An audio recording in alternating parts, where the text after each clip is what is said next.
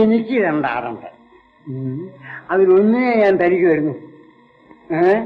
അതാണ് സോഷ്യലിസം.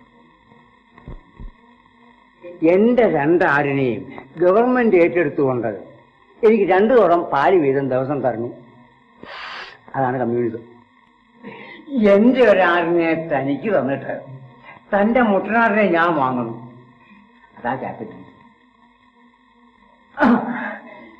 ഇരു ചെവി അറിയാതെ ഞാൻ തന്റെ മുട്ടനാടിനെ ഓട്ടിക്കും. അതാ ഇന്ത്യയിലിസം. എന്നെ ഒറ്റ വീട്ടിന് കൊന്നിട്ട് താൻ എന്റെ 2 ആടിനെ എടുക്കണം. അതാണ് ഫാസിസം. പാലിന്റെ വിലയുടെ നേരെ ഇരട്ടി തീറ്റ കൂടി ആകുമ്പോ പട്ടിണി കിടന്ന് എല്ലും തോലുമായി എന്റെ ആടിനെ ഞാൻ ഇറച്ചി വിലയ്ക്ക് വെക്കും. ഇത് വാങ്ങിക്കുന്ന ഹോട്ടലുകാരന് ചിക്കൻ ചോപ്സ് എന്ന് പറഞ്ഞ് 80% മാട്ടിറച്ചി കൂടെ ചേർത്ത് നാട്ടുകാർക്ക് വെക്കും. അതാ ഡെമോക്രസി.